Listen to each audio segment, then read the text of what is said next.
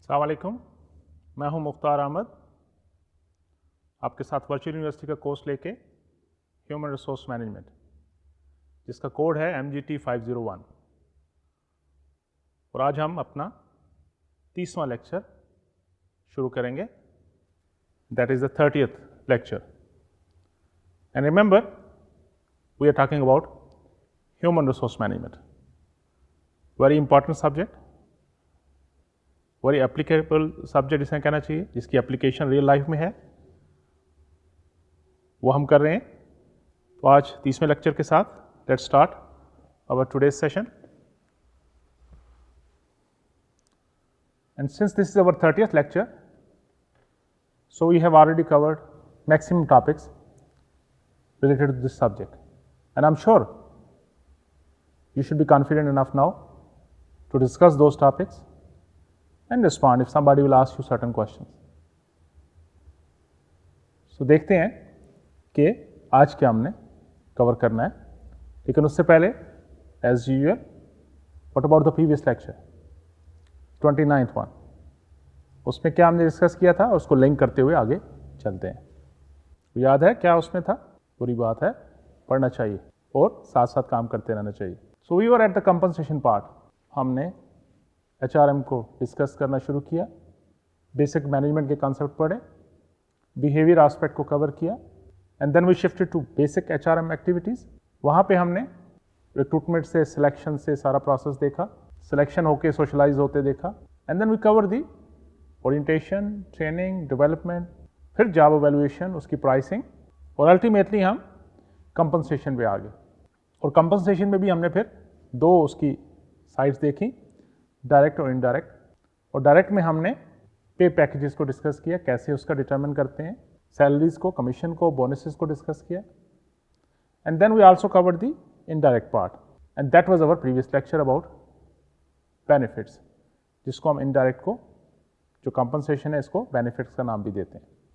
और उसके अंदर हमने देखा कि why to focus on benefits, क्यों इंपॉर्टेंट है, क्या फ़ायदे हैं इसके,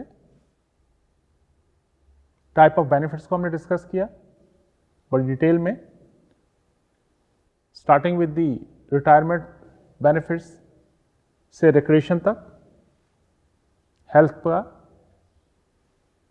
insurance, other benefits, even family oriented benefits. तो सबको समझने की कोशिश की, इन डेप्थ के थोड़ा सा, and the reason was that we want to make sure कि यू आर अंडरस्टैंडिंग इट। और जैसे मैं बार बार कहता हूँ कि ये ना सिर्फ आपके फायदे के लिए कोर्स है, बल्कि ना every person, we have, everybody is working one way other. तो ये सबके फायदे के लिए डिस्कस किया जाता है, ताकि आप सबकी लर्निंग होती रहे साथ साथ। और फिर हमने ये भी देखा कि किस तरह हम इसको मैनेज कर सकते हैं, बेनिफिट्स को, how can we effectively manage those things, उसको भी डिस्कस किया हमने। And one topic was left, that was return of employment benefits.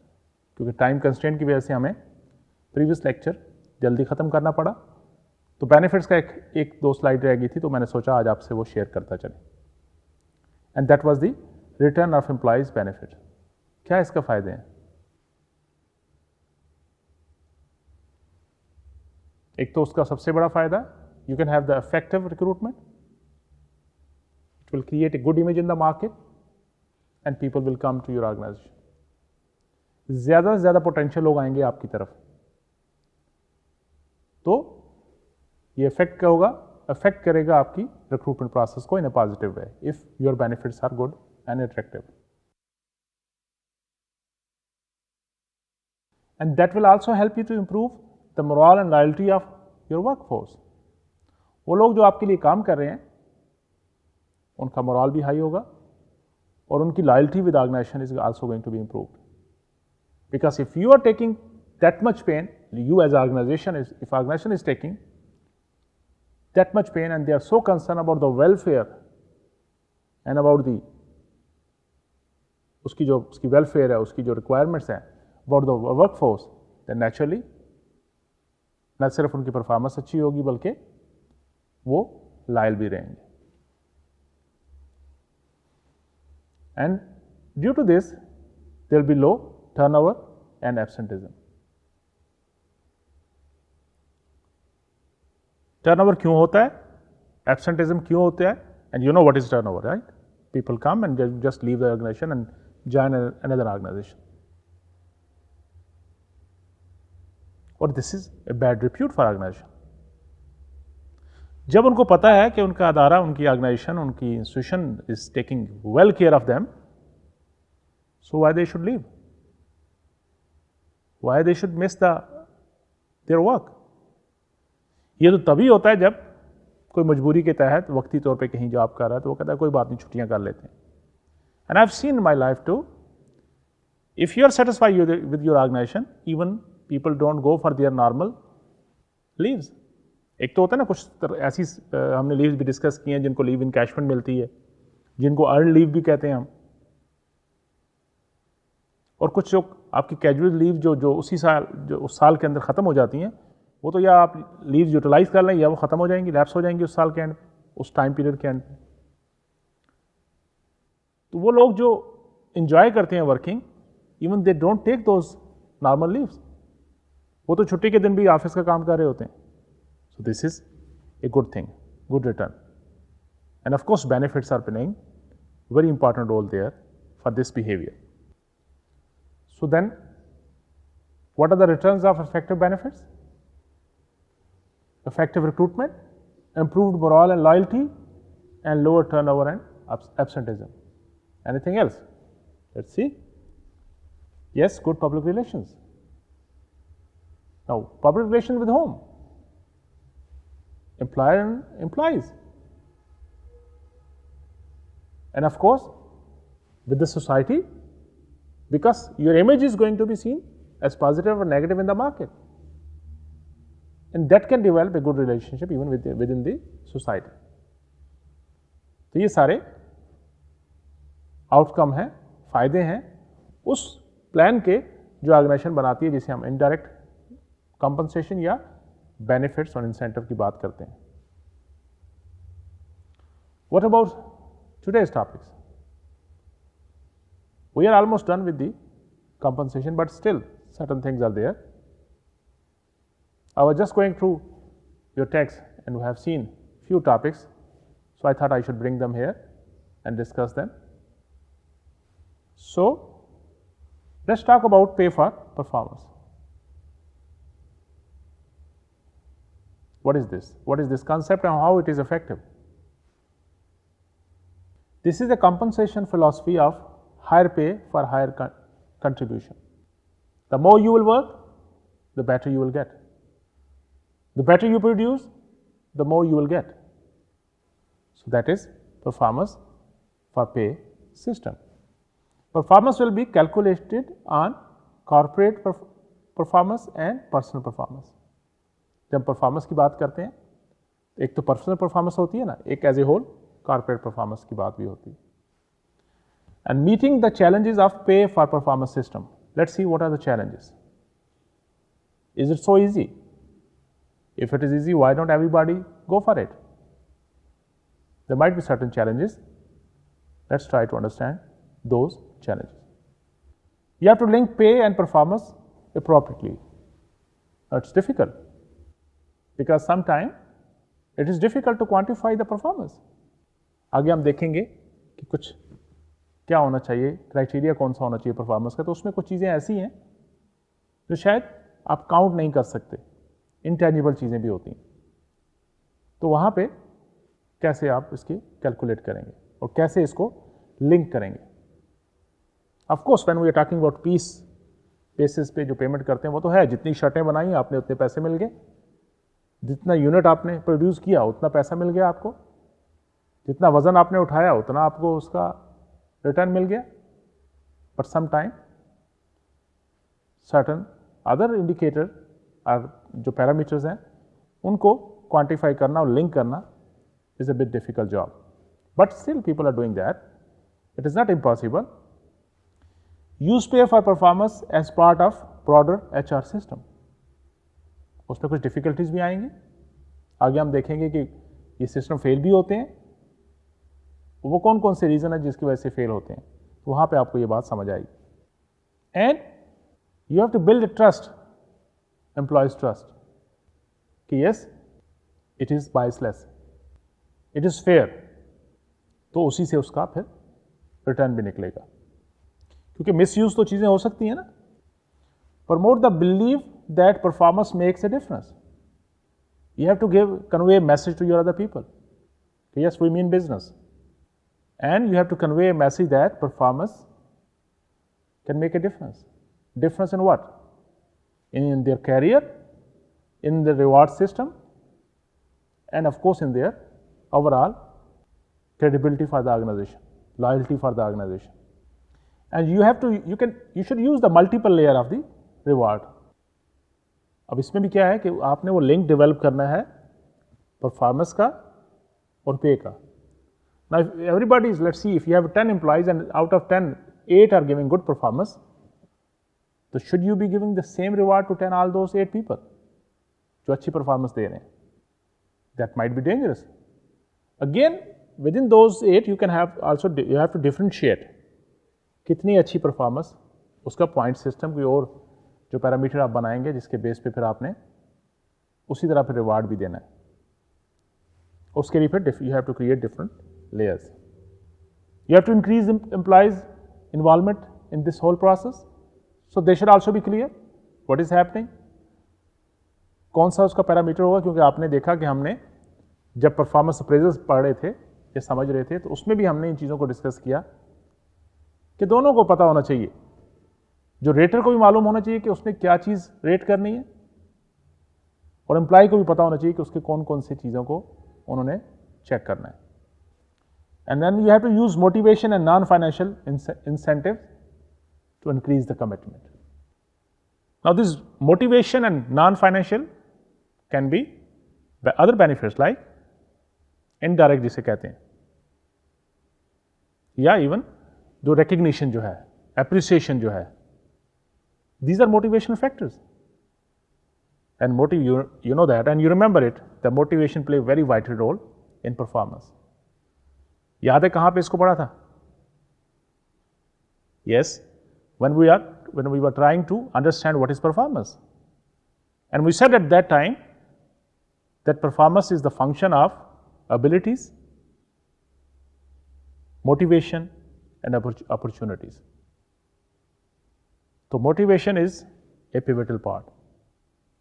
तो आपने ये भी देखना है कि जब इसको कंपनसेशन की बात करते हैं, रिवार्ड की बात करते हैं, परफॉर्मेंस पे फॉर पे की बात करते हैं, तो उसमें ना सिर्फ फाइनेंशियल बात, रिवार्ड की बात करें, लेकिन उसके साथ motivation, other factor, non financial factor जो हैं, जिसमें अप्रिसिएशन है, रिकग्निशन है, अपॉर्चुनिटी फॉर परफॉर्मेंस है, तो we should also keep in our mind those things. And that is also one challenge. Let's move forward. Types of pay for performance plan. अब organisation के अंदर मुख्तलिफ प्लान्स हो सकते हैं. कैसे आप करेंगे? It can be individual based, it can be group or team based. Let's go through those different plans and try to understand this concept. Individual based plan, किसी एक के परफॉर्मेंस को बेस बना के आप उसके लिए जो परफॉर्मेंस बेस प्लान बना रहे हैं पेमेंट का, दैट कैन बी मेरिट पे, in the shape of merit पे, और बोनस प्रोग्राम जो लमसम पैसा दे सकते हैं आप किसी को, कभी कभी वो एक सैलरी के बराबर होता है, या it depend on from organisation to organisation कि what kind of system they have.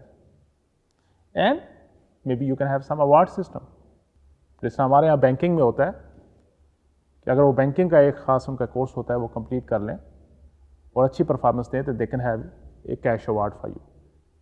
And it can be even non financial award. Team based plan भी हो सकता है, जिस तरह हमारा जब वर्ल्ड कप खेलने के लिए टीम क्रिकेट की जाती है, तो हमारी गवर्नमेंट कहती है कि अगर आप वर्ल्ड कप जीत के लाओगे तो हर एक प्लेयर को ये मिलेगा, सारी टीम को ये चीज़ अवार्ड मिलेगी. And again for each plan you can have pros and cons. Individual base पे करेंगे तो फिर ये भी उसका फ़ायदा तो ये है ना कि हर कोई एफर्ट करेगा, लेकिन इसको कुछ नुकसान भी हो सकता है. वो क्या है? नुकसान ये हो सकता है कि people can act as a blocker for other people. हर कोई ये कोशिश कर सकता है कि चले मैं दूसरे को ब्लॉक करूं ताकि मेरी परफॉर्मेंस अच्छी होगी, उसकी कम होगी। तो that is a negative part. For that purpose we have a team plan system, team based plan. और उसका फायदा क्या है कि नाउ टीम को कोहेसिवनेस बढ़ेगी, सारे मिलकर जीते, सबको फायदा हो। लेकिन उसमें फिर एक नुकसान भी है कि there might be some free rider. वो क्या होगा, कोई एक दो ऐसे भी होंगे वो कहेंगे यार सारे एफर्ट कर रहे हैं, इनाम मिलेगा तो हमें मिल जाएगा, हमें क्या जरूरत है एक्स्ट्रा एफर्ट करने की। So it depend situation to situation, organization to organization, what type of plan is more effective. आगे देखते हैं प्लांट वाइड प्लान। एक कोई यूनिट किसी ऑर्गेनाइजेशन का, एक कुछ सेक्शन जो किसी ऑर्गेनाइजेशन का वो एक्स्ट्रा ऑर्डिनरी परफॉर्मेंस दे रहा है, तो फिर उस सेक्शन को, उस यूनिट को स्पेशल अवार्ड दिया जाता है। स्पेशल, उसको हम गेन शेयरिंग कहते हैं, क्योंकि due to that section, that जो प्लांट है उसकी वजह से एक्स्ट्रा परफॉर्मेंस हुई है, एक्स्ट्रा बेनिफिट हुआ है ऑर्गेनाइजेशन को, तो they can get their share, we call it gain sharing. This is another way. And overall corporate level you can have the same type of plan, उसको हम profit sharing का नाम देते हैं कि परफॉर्मेंस अच्छी हुई तो सारी कॉर्पोरेशन को, सारी ऑर्गेनाइजेशन के सब एम्प्लॉइज को उसका बेनिफिट दिया जाए। And it is the other name of this plan is profit sharing. What will determine that pay for performance is an effective system? There are certain determinants for the effectiveness of pay for performance system. And remember, we are discussing the pay for performance system, and it's part of the whole compensation system. जब हमने start किया था, pricing of job से शुरू किया था. How can it be effective? If worker values outcome. अगर workers को उस रिवार्ड का कुछ इंपॉर्टेंस है, ये वो समझते हैं कि yes this is very important. Even वो जो आप रिकग्निशन, एक सर्टिफिकेट देते हो, एक शील्ड देते हो, अगर वर्कर को अंदाजा है कि इसका कोई फायदा है, इसका कोई वैल्यू है उनके कैरियर के अंदर, उनकी एप्रिसिएशन के अंदर, उनकी पब्लिसिटी के अंदर, इवन उनकी वर्थ मार्केट में जो बढ़ने के अंदर, so then definitely they will work hard for that reward, even if it is non-financial. An outcome is valued relative to other rewards too. और उसका कोई benchmark होना चाहिए कि इसकी क्या वैल्यू है, what is the worth of this reward. Desired performance must be measurable.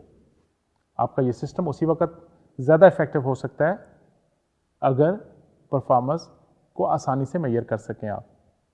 It should be measurable. It can be very easy to make this system effective. And worker must be able to control rate of output. अब ये performance जो है, it should not be natural thing something. उसमें ये जो performance का outcome है, ये वर्कर की अपनी एफर्ट्स पे भी डिपेंड करता हो कि अगर वो ज़्यादा एफर्ट करेगा तो आउटपुट ज़्यादा होगी, अगर वो कम एफर्ट करेगा तो आउटपुट कम होगी, तभी तो आप डिफरेंशिएट कर सकोगे ना. सो the worker must be able to control rate of output through his or her own efforts. Worker must be capable of increasing output. Same thing. अब उसके अंदर कैपेबिलिटीज हैं, अगर वो कोशिश करे तो यस आउटपुट बढ़ सकता है, तो उससे भी उसको अपॉर्चुनिटी होनी चाहिए, उसको चांस मिलना चाहिए ताकि वो परफॉर्मेंस इंप्रूव कर सके. Worker must believe that capabilities to increase exist. और वर्कर को भी ये बिलीव होना चाहिए कि the environment is in such a type, the facilities are of such a type कि अगर वो एक्स्ट्रा एफर्ट करेगा, मेहनत करेगा, तो यस वो अपनी कैपेबिलिटीज को बढ़ा सकता है और उससे परफॉर्मेंस भी अच्छी हो सकती है. And worker must believe that increase output will result in receiving the reward. और इसका वर्कर को ये भी अंदाजा हो कि अगर उसकी आउटपुट बढ़ेगी तो organisation will recognise it and they will reward him. And again remember, reward can be of any type, financial, non-financial, even appreciation. So it should be linked so that because everybody, this is also human psychology, why should I do the extra. तो अगर मुझे मालूम हो कि मुझे इससे शाबाश मिलेगी, मुझे इससे बोनस मिलेगा, मुझे इसका फायदा है, मुझे अगला स्टेप मिलेगा, तो definitely I will try. And size of reward must be sufficient to stimulate increase effort, but the reward size should be sizable, even it is financial reward or reward for some recognition, ताकि उसका let's see कि अच्छा कोई award मिलता है, non financial है, लेकिन अगर किसी को 1-2 रिवार्ड मिले तो उसको अगली पोजीशन मिल सकती है, तो that is a good incentive, good motivation factor, but it should be sizeable. Sizeable mean कि you can differentiate it from normal reward, normal return. ठीक है। Performance measures must be compatible with the strategic goals for short and long term. Strategic goal of what? Organisation. क्योंकि ultimately the bottom line is the survival and the organisation के जो goals हैं उनको achieve करना है, तो उसके साथ लिंक करते जाएं ताकि वो सिंगल यूनिट की एक्टिविटी भी अल्टीमेट इफेक्ट करे ओवरऑल ऑर्गेनाइजेशन की परफॉर्मेंस पे। तभी तो सबको फायदा है, तभी तो ऑर्गेनाइजेशन को फायदा है, तभी तो एम्प्लॉयर को भी उसका बेनिफिट है। जैसे मैंने शुरू में कहा था कि there are certain criterias to value the performance, and what are those criterias? It can be quality, कि whatever you are doing उसकी क्वालिटी कैसी है। If you are producing something, if you are providing the services, the quality is very important criteria। और quality को हमने बड़ी दफा discuss किया। Now it is the basic requirement. किसी दौर में था कि ये it was a competitive edge, but now it is has become the basic requirement. Unless you produce और you provide the quality product और service, forget about your survival. लेकिन quality में भी कितनी अच्छी क्वालिटी, बेसिक एक क्वालिटी रिक्वायरमेंट है, तो उससे जितनी बेहतर होगी उतना आपका अच्छी performance. Like let's see in your exam system we say that 3 GPA is respectable. एक अच्छी क्वालिटी का GPA 3 या 3 से ऊपर होना चाहिए। अब जितना अच्छा होगा उतनी, इसका मतलब है उसकी क्वालिटी, उसकी परफॉर्मेंस बेहतर है। 3.5 वेरी गुड, 3.75 उससे अच्छा। So, first criterion is the quality। उसके अलावा yes, quantity, but no compromise on quality। ये नहीं है कि ज्यादा प्रोड्यूस करने के चक्कर में छोटी सी गलतियां भी छोड़ दी जाओ, नहीं। Quality will be the basic thing। Now, the more you produce, the better your performance is। कितना टाइम ज़ाया किया, जो मिनिमम टाइम था उसी के अंदर काम किया, this is also very important for your performance. Cost effectiveness. Now what is this cost effectiveness? Mean minimum input के साथ मैक्सिमम आउटपुट लें। और अगर आपने कॉस्ट को कंट्रोल किया है तो आपकी परफॉर्मेंस अच्छी है। वेस्टेज कम से कम है। रिडंडेंट किस्म की एक्स्ट्रा ऐसी एक्टिविटीज की जरूरत नहीं थी आपकी उस परफॉर्मेंस के लिए, वो नहीं की। इससे क्या होगा? कॉस्ट कंट्रोल होगी। कॉस्ट कंट्रोल होगी तो अल्टीमेटली एफिशिएंसी बढ़ेगी। So that is also one criterion for the आपकी परफॉर्मेंस को चेक करने के लिए। उसके अलावा need for supervision. Now this is very interesting. क्या आपने वो बगैर किसी बॉस के सुपरवाइजर के काम किया, खुद किया? क्योंकि सुपरवाइजर के साथ किया तो देन हिज और हर रोल इज आल्सो देयर। आपको अपनी परफॉर्मेंस देने के लिए क्या किसी हेल्प की जरूरत पड़ती रही? तो फिर तो ये शेयर हो गया ना। So that is also one criterion to see the performance. And उसका interpersonal impact क्या हुआ? If it has a positive impact, yes,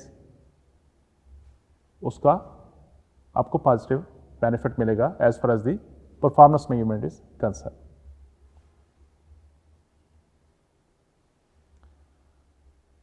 और जैसे मैंने शुरू में भी कहा कि यस, ये सिस्टम फेल भी होते हैं, है तो बड़ा interesting, but we have seen this system को फेल होते भी देखा। So what are the reason for pay for performance failures? क्यों कभी कभी फेल हो जाते हैं? Poor perceive connection between performance and pay. एक प्रॉपर तरीका नहीं था, इसको सही क्वांटिफाई नहीं किया था, तो that might be reason that the system fail. Level of performance based pay is too low. It is not making any hell of difference between people who are not performing well and person who has performed well. So why to take extra burden? Naturally, this will come in the mind of the people, and that is why it is not working. And that was the reason we said earlier in the earlier slide that it should be sizable. Lack of objective, accountable results for most jobs. So performance appraisal rating are used in place of objective outcomes. So this can be another reason. Faulty performance appraisal system itself, the big flaw there. If you're not actually looking at those performance thing for which he or she is working. If the system is not proper, naturally, वो जो उसके peripheral activity के लिए बाकी system है, performance appraisal है, बाकी चीज़ें हैं, वो ही सही नहीं तो फिर इस पूरे सिस्टम में तो उसकी इफेक्टिवनेस खत्म होगी। Sometime there is union resistance to, they don't want to have a deviation in the pay package, उसकी तरफ से प्रेशर होता है, specially in those organisation where they have the collective bargaining type of thing, जहाँ पे union बैठ के decide करती है आपके साथ कि क्या सैलरी होनी चाहिए, क्या बेनिफिट्स होने चाहिए। वहाँ अगर किसी को एक्स्ट्रा देंगे तो यूनियन उसको रेजिस्ट करेगी, या अगर किसी की परफॉर्मेंस अच्छी ना होने की वजह से रिड्यूस करेंगे तो उस पर भी रेजिस्ट करेगी। And how strong they are, that can also affect your system and it can be toward failure. Poor connection between pay for performance outcomes and corporate performance measures. वही चीज़ कि उसका आपस में प्रॉपर लिंक ही नहीं है।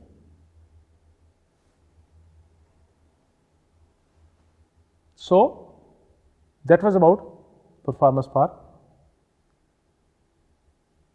pay for performance system rather.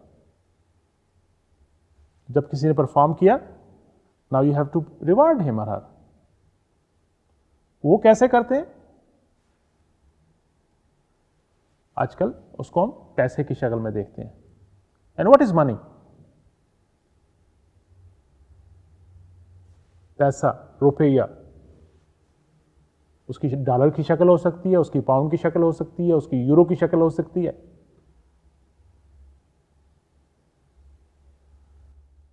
But remember, this money has itself, they don't have any value. The value is their buying power. आज अगर ये बड़े बड़े जो IMF है, जो बड़ी कंट्रीज हैं, या कोई भी कंट्री ये डिसाइड कर ले कि ये जो हम करेंसी या पैसे की शक्ल में चीज़ें खरीदते हैं, ये पैसा जो है इसको ख़त्म करते हैं, इसकी जगह कोई और चीज़ ले आते हैं, that will become the powerful tool. So money itself is nothing. It is the power it has to purchase the thing for you. Buying power जिसे कहते हैं। तो let's see कि इस पैसे का क्या रोल है, और it is very important, remember. इसमें ethics, unethics की बहुत सारी चीजें आएंगी. We'll try to just touch them.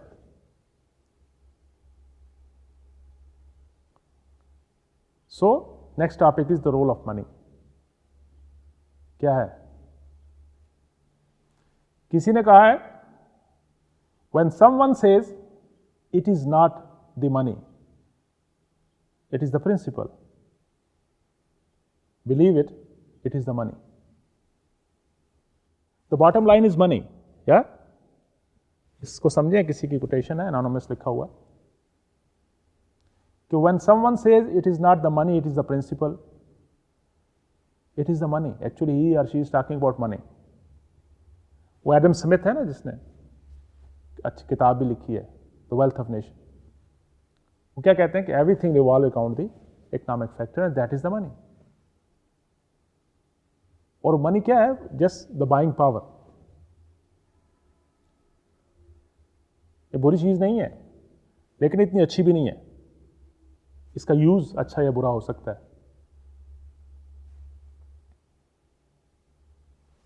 है ना? मजे की बात कि पैसे की बात कर रहे। द मीनिंग ऑफ मनी, इसको ट्रांसलेट करते हैं अपनी अग्रेशन के हवाले से, पे कंपनसेशन के हवाले से। मनी एंड इंप्लाइज नीड, वही जैसे मैंने आपसे कहा कि ये आपके लिए बाइंग पावर है। It affects several needs, not just the existence need. लोग कहते हैं ना कि पैसा सर्वाइवल के लिए ज़रूरी है। खाली सर्वाइवल के लिए ज़रूरी नहीं है। सर्वाइवल के लिए ज़रूरी होता तो फिर इतना पैसे के पीछे क्यों भागते हम? आगे हम मोटिवेशन में level of different needs, Maslow की हायरार्की ऑफ नीड एक थ्योरी है, वो भी पढ़ेंगे कि कैसे बेसिक नीड से फिर आप सोशल नीड, फिर सिक्योरिटी नीड, फिर सेल्फ स्टीम नीड, फिर एक्चुअलाइजेशन नीड की तरफ जाते हैं। और हर स्टेज पे पैसा एक रोल प्ले कर रहा होता है, और हर स्टेज पे आपके लिए पैसे की रिक्वायरमेंट कम और ज़्यादा हो सकती है। It's subjective thing. A certain amount of money can be enough for one person and it can be just peanut for another person. और फिर वही है जिस तरह मैस्लो ने कहा है कि एक जब आपकी नीड पूरी होती है तो आप अगली नीड की तरफ सोचना शुरू करते हैं, and there is no end. तो ये बेसिक फिलॉसफी अगर समझ लें तो फिर हमें ये अंदाज़ा हो जाएगा कि लोग क्यों एक्स्ट्रा काम करते हैं जब आपको उसको एक्स्ट्रा पे करते हो। क्यों वो ओवर टाइम के लिए ज़्यादा कोशिश करता है? क्योंकि उसको एक्स्ट्रा वहाँ से मिल रहा होता है।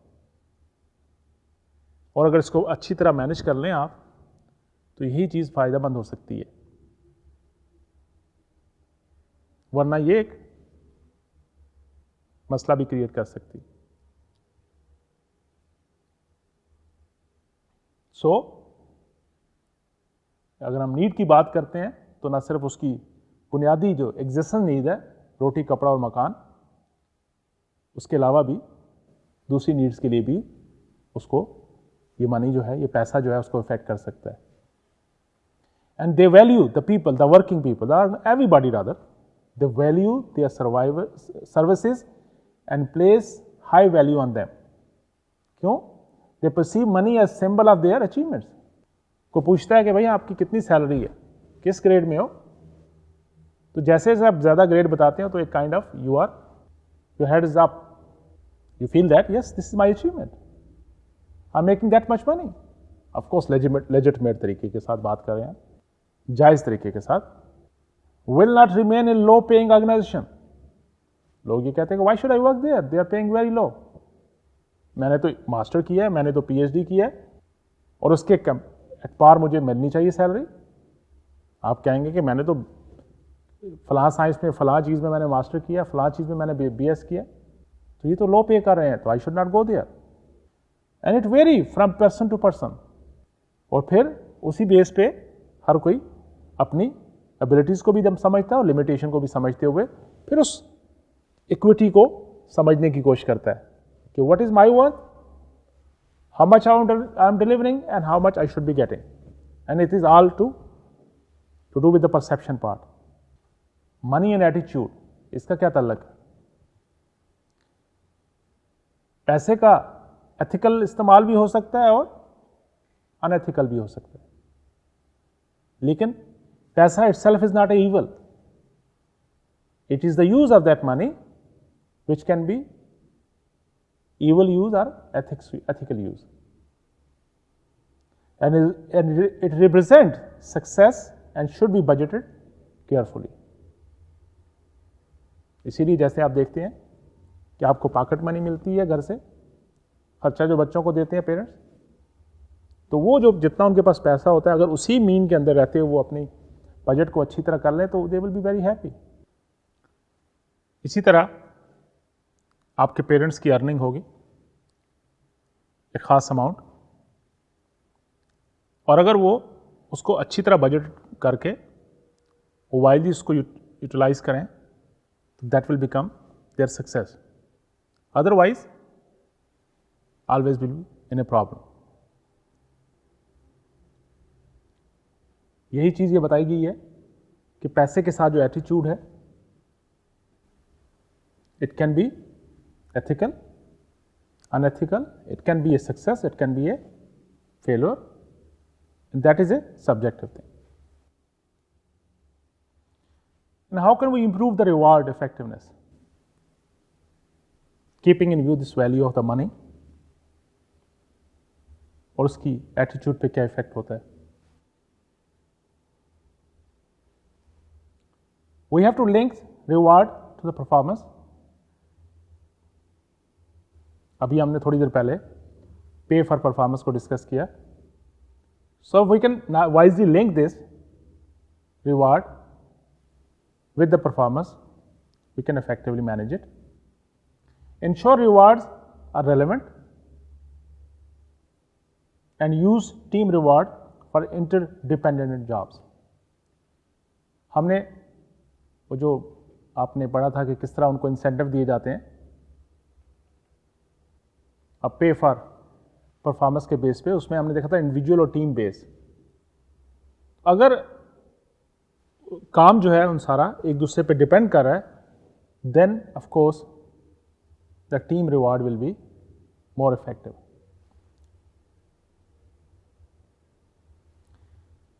That ensure that the reward has a value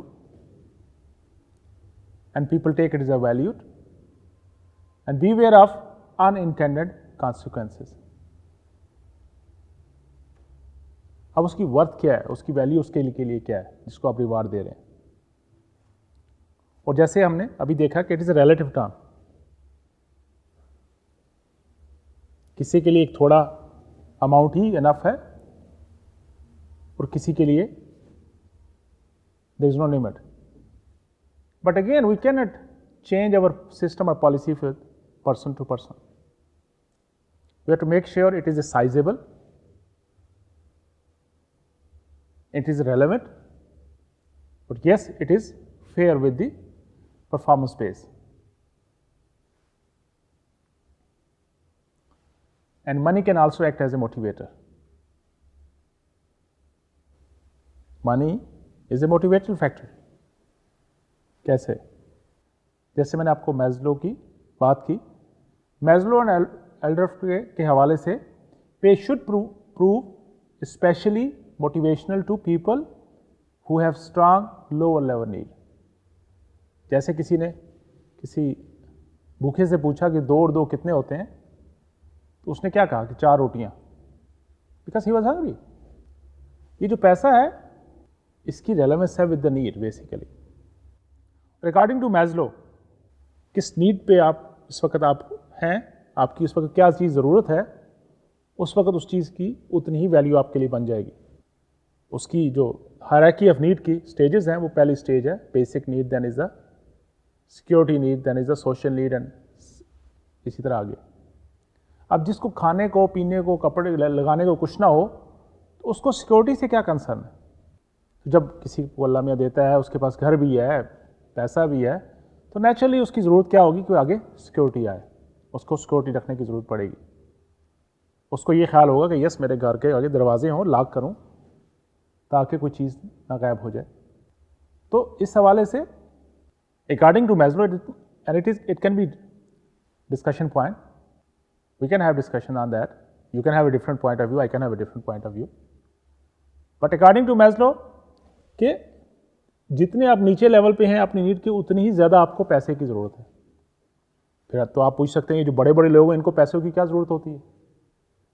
तो पैसे की तो हर स्टेज पे ज़रूरत है, लेकिन जब हम ऑर्गेनाइजेशन के हवाले से बात करते हैं तो salary can be the basic salary, the base जो बेसिक आपकी है, that can be more important for people working at the low level. High level के लिए हो सकता है कि people can go for better position even with the low salary, the better environment even with the low salary, even they can go for better benefits. So see, it depends, but yes, money is playing the motivational role. If pay has this capacity to fulfill a variety of needs, then it should have good potential as a motivator. तो ज़रूरतें किसकी नहीं होती. अगर तो हम उस basic assumption को मान लें कि ये पैसा ज़रूरतें पूरी कर सकता है आपकी, तो फिर तो naturally whatever need you have, you need money. Even it is a basic need, रोटी कपड़ा और मकान की है, फिर भी पैसे चाहिए आपको. सिक्योरिटी चाहिए आपको, उसके लिए भी पैसे चाहिए. और अपनी स्टेटस मेंटेन करने के लिए भी आपको पैसा चाहिए. तो फिर तो हर स्टेज पे it is understood and it is agreed upon कि yes it is a motivator. But again it is a relative term. आगे चलते हैं. Let's see why people leave organisation. ये स्लाइड दिखाने का मकसद basically, there are other reason too, but I am just trying to give the emphasis के yes ये पे और सैलरी, ये पैसा, इसके लिए भी ये बड़ा इंपॉर्टेंट रोल प्ले करती है ऑर्गेनाइजेशन के अंदर, रियल लाइफ के अंदर. ये एक पुराना डेटा किसी बुक के अंदर से मेरे पास था कि व्हाई पीपल लीव ऑर्गेनाइजेशन. तो इस ग्राफ के हवाले से सबसे इंपॉर्टेंट रीज़न 34% लोग जो हैं वो ऑर्गेनाइजेशन इसलिए छोड़ते हैं, take it as a hypothetical data, कि वहाँ पे उनको प्रॉपर रिकग्निशन नहीं थी और वहाँ पे उनको प्रेज नहीं किया जाता था. This is also very important. Recognition, freedom to work, respect, ये बड़ी इंपॉर्टेंट चीज़ें हैं. बट अगेन अगर तो आपके बच्चे भूखे हैं घर में तो फिर तो some time people go for wrong things. तो we are talking about a normal situation. तो second important reason people leave organisation is the compensation. If they are not satisfied they will leave, and that is 29%.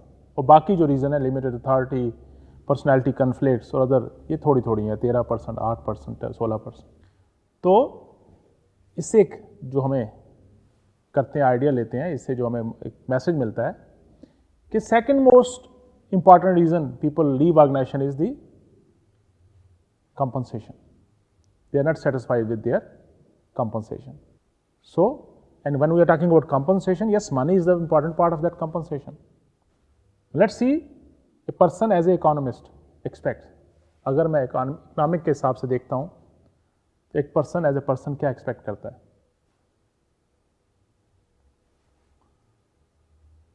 Return on investment. अब now person की investment क्या है?